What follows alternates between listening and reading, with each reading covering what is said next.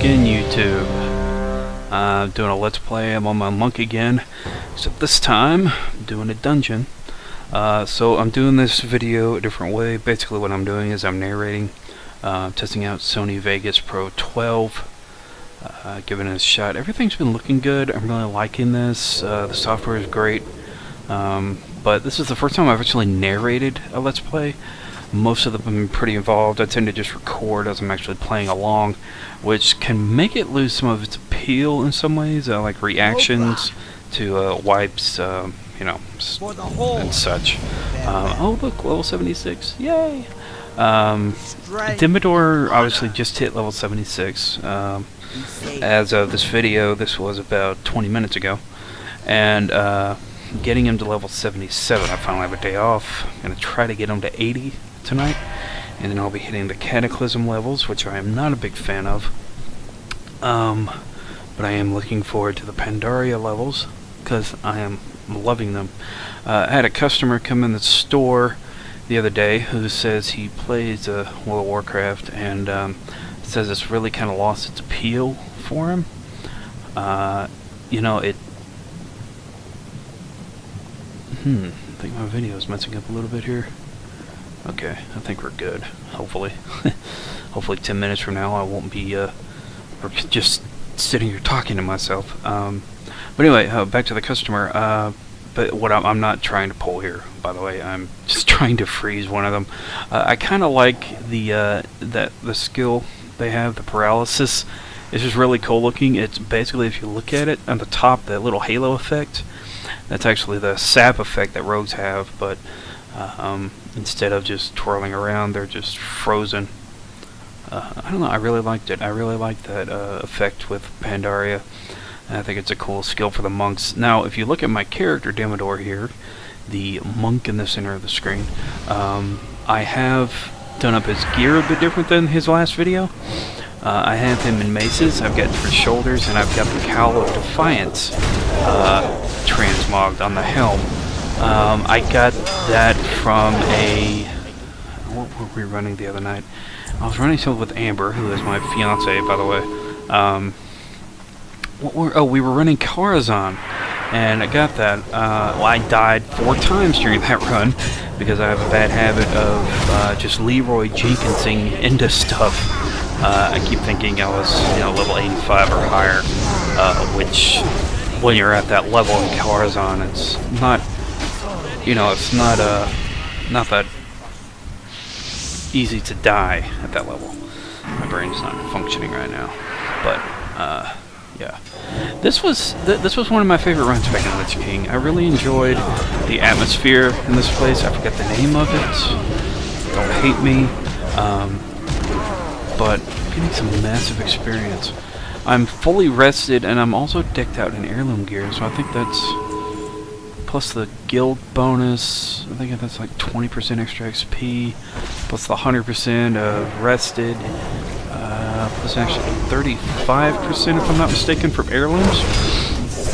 So that's really cool, man. It's 155% almost. It's very awesome. Pandarin. I thought about being a Pandarin, starting a Pandarin monk, because they have that rested bonus, which basically doubles the amount of time you're rested for, other than a standard race. But in the end, I went with dwarves because I love dwarves. But anyway, back to the stage at hand. I loved this place, especially the quest line in it. At the end, I didn't record it because I didn't know one of the actual people in this random group were actually on the quest. But basically, you got a troll at the end who betrays you. You don't actually fight him, which is kind of a disappointment. But he does something for the Lich King. The Lich King empowers him, gives him an army. Small army, for the most part. The Zul'Drak is the name of this place. And I just remembered it. But yeah, the Lich King empowers him, gives him an army, and he apologizes for the deception, but yeah. This guy, this first boss right here, is really fun and heroic. If you can, I think you can beat him before 10 stacks, which is very easy in Mr. Pandaria gear, especially if you've only got like 290s, even 190 could pull it off. If you can beat him before he eats I believe 10 people. It's an achievement. Which he's obviously starts at 1 and he didn't get it, but obviously regular is very easy.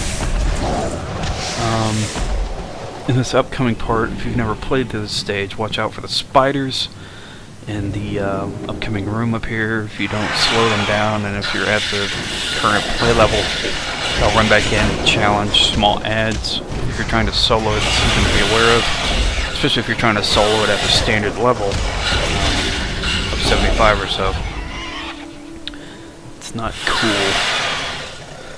It's my favorite kind of spider though. I love these guys. I actually used to have one on my hunter, but I think I ended up letting him go. I don't remember what I did with it. It's been a long time. Long time. There's Humor. One of the guys in the random has that pet. Humor is available over in the Barrens. He was my first rare tame on my hunter back 4.5 years ago, almost. And there's a Dwarven Cheer, and if I remember right, there's a... Yep, there's a female human roar. I think it was only a few patches back that Blizz added the roars for the races, which I thought was a cool feature. This was my favorite part too. This part, especially on a monk, is really fun. Let's go up the stairs and start hurricane kicking everybody. I'm gonna wipe some out. There it is. Spinning crane kick, excuse me. Every time I think of hurricane kick, I think of Street Fighter. Ryu, Ken. Big Street Fighter fan. Fists of Fury is an awesome move. I'm glad Blizz put that in here. It's fun. Kick. I'm pretty sure if you tried that kick in real life, you get dizzy. Just a guess. You'd probably lose a lot of brain activity due to the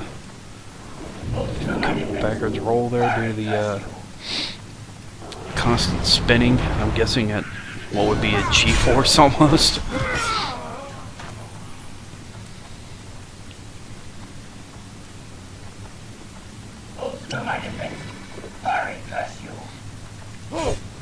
The thing I like about the monk is the drinking.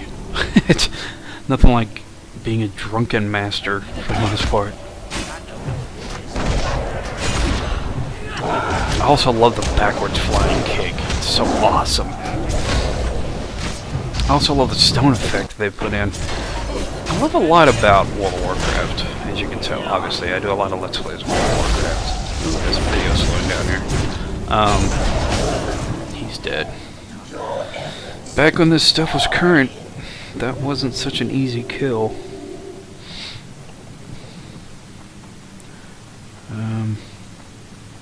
I mean, Lich King, probably by far one of the greatest expansions they've ever done. Mists of Pandaria has been great. Obviously a whole lot better than Cataclysm was. I think one of the downsides I saw to Cataclysm was that Lich King was fairly easy when it came to random runs. But Cataclysm, they tried to make it harder. You know, they tried to make more of a demand for crowd control abilities and actual teamwork. But the problem is, if you try to go from a fluffy, nice sheep to a porcupine, which was Cataclysm, people are going to get scorned and hurt, I think. Hopefully you get my analogy here. Basically my point being, if you go from very easy to being probably one of the hardest expansions, people are going to gripe and they're not going to enjoy it. It's like going from a shoulder rub to being raped from behind, I think. That's probably a better analogy. Bit graphic maybe, but, well, there it is. By the way, little note, those dinos right there are actually tameable. I have one on my hunter, saddles. I don't think they'll ever make them mount, but pretty cool little note. The giant dino in here is, I believe, tameable. I'm not sure. I don't think I've ever tried my hunter. You'll hear me bring up my hunter a lot in these Let's Plays if you're new to my channel, because I love my hunter. I guess I'm a noob in that way. I can be a huntard, I guess. It's part of the requirements of being my class. But I love my hunter. I love dwarves. I love WoW. I love life. And I love my fiance. Obviously, so she's my fiance. I'm marrying her. She plays too. Her favorite is a rogue, Kieran. We're both on Hellscream, getting the guild up and going a little bit on her part. Her guild's currently level 18. My guild, which I've had for a couple of years now, is level 25. I just recently transferred it. It was Revenants, and then it went to Deviants, and now I've renamed it to Blueshammer, which is more of a Dwarven appropriate name. But there's only a few people in mine. I think I'm, maybe 4 people since I transferred it. I tried recruiting, but Hellscream's an older realm, one of the oldest, and people are set in their ways. They're sticking with their guild. Currently drinking Cherry Royal Crown soda, which is very good. I love it. It's, I just picked it up yesterday. I've always liked Royal Crown. The cola. I'm not a big alcohol drinker. I drink off and on. I've had a lager or 2, a beer, some wine and stuff like that, but not an alk yet by any means. This may just be a personal thing, but I find it very humorous when, say, for example, you're in a battleground and you've got a huge group of people running towards somebody. Everybody gets feared and they all run away. I find it it's very, very funny. I don't know, it's kind of a slapstick thing to me, I think. I love the trolls in here. Very trollish. The hairdos and mohawks and everything. It's so awesome. I kind of wish they would make trolls a playable race. Oh, wait, they did. On the note of Alliance and Horde,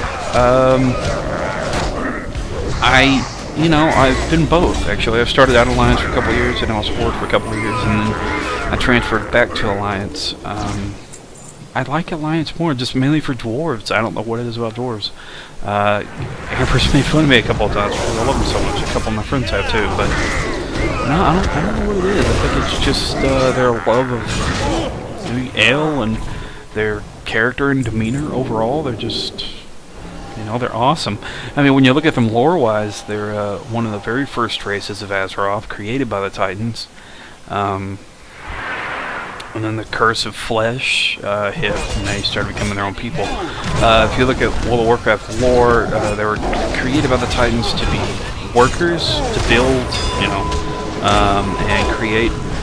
But the Curse of Flesh came upon them, and they started developing their own ideals, and they were originally made of stone, which is why it's called the Curse of Flesh, because they started becoming organic for the most part. And so it's interesting lore. If you ever look into it, look at the World of Warcraft Wikipedia. It's great. We're coming up near the end here. This is one of my favorite bosses, just because it's such an interesting fight. It's got voodoo written all over it. It's a very cool looking boss.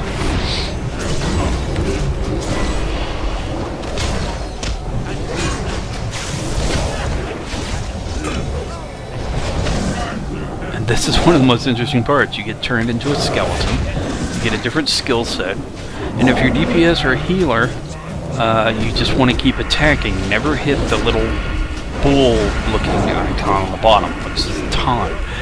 That happened a lot when this was current. People would taunt and people would die. So yeah, you want to keep up your shield, use the skeleton key there, and as you can see, I'm a spammer when it comes buttons. And that's that. That's pretty much the end of this run. I do want to thank you for watching. Be sure to like, subscribe, and comment. And that bonfire right there is the one that's the end of the quest line. It's pretty cool. And I'm looking at it with a priest. Yay! Priest. I forgot where I cut off the video here. I'll give you a little wave. See you later. Thanks for watching.